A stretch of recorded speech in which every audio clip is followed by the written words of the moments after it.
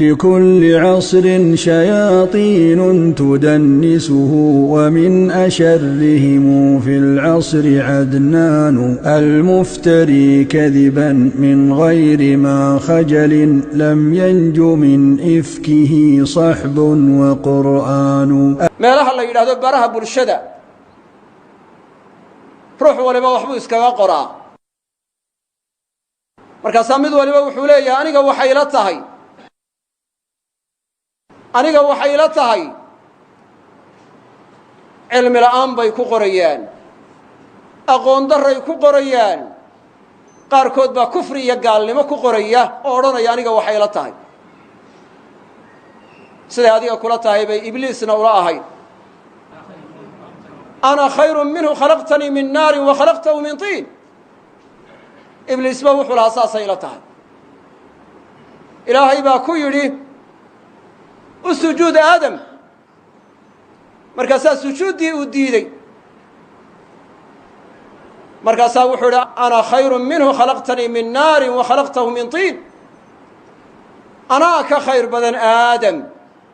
waa sida isaga la ahayd anaa aadam ka khayr badan buui khalaqtanii min naarin naar baad iga abuurtay wa khalaqtahu min tiin isagana dhoobaad ka abuurtay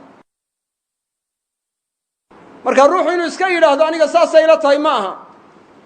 gaalada gaalowday dee saasay la tahay iyagaba ruux kastoo xumaan ku dhacay dee saasay la ahayd nin waliba kaskiisu kor tagaa bay yidhaahdeen war shareecada in lagu safaado oo lagu dheeldheelo ma aha shareecada in lagu tunto ma aha aqoon darro in lagaga hadlo ma aha kelmad yaroo qofku uu odhanayo si yaroo fudud ayaa laga yaabaa haadaan naareed inay ku riddo eray uu ruuxu yidhi uu ku gaaloobi karaa gaalnimadu ma aha oo keliya caqiidada qalbiga uu ruuxu ka caqiidaynaayo keliya ma aha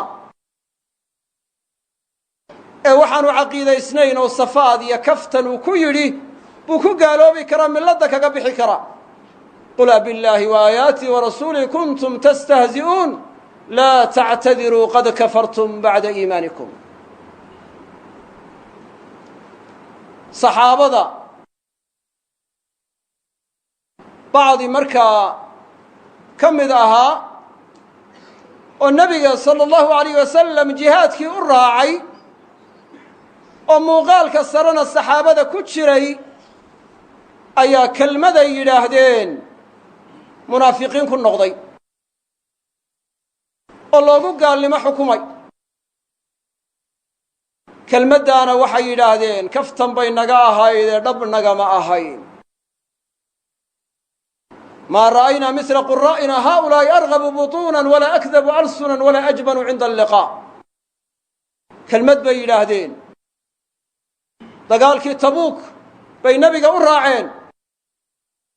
ee bisha la sii soconaayey socodka iyagoo ku jira ayay waxay yidhaahdeen nimanka quraadee culammada ah ee qur'aanka yaqaana waxay u jeedeen nebiga sala allahu alayh wasalam iyo asxaabtiisa culammada ah bay u jeedeen maanu arag qaar ka been badan oo ka cir weyn oo ka fulaysan maanu arag markaasaa nin saxaabiyi ku markhaati furay oo nebiga u sheegay sala allahu alayh wasalam markaasaa qur'aanku ku soo degey markaas waxay yidhahdeen intaan qur'aanku ku soo degin dhab nagama ahayn yaa rasuula allah waddadaannu ku yaryaraynaynay masaafadaannu ku goynaynay yacni wakhtigaannu isku dhaafinaynaa macnuu dhacaya dhab nagama ahayn dheelleel bay naga ahayd iyo kaftan ilaahay wuxuu yidhi qul abillaahi waaayaatihi warasuulihi kuntum tastahzi'uun ma ilaahay iyo aayadihiisa iyo rasuulkiisaa ku dheeldheelayseen laa tactadiruu qad kafartum bacda iimaanikum ha cudur daarannina waa gaalowdeen iimaankiinni dabadeed baa gaalowdeene ha cudur daarannina iimaan baa lagu sifeeyey intii aynay hadalladaa odhan inay iimaan ku sugnaayeen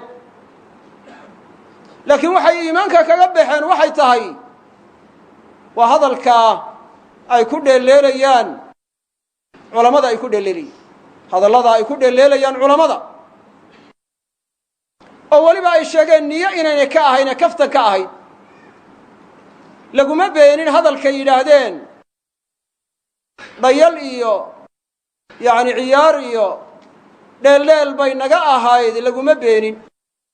maya dhab bay ka ahayd lama odhan toodii inta la sheegay oo loo nabadgeliyey ayaa gaalnimada markaa sidaa loogu xukumay in dheelleelka ay ku gaaloobeen qul abillaahi wa aayaatii wa rasuulihi kuntum tastahzi'uun ma ilaahay iyo aayadihiisa iyo rasuulkiisaa ku dheelleelayseen oo wax lagu dheelleelaaba laa tactadiruu ha cudur daarannina qad kafartum bacda iimaanikum waa gaalowdeen iimaankiinni dabadeed baa gaalowdeen ha cudur daarannina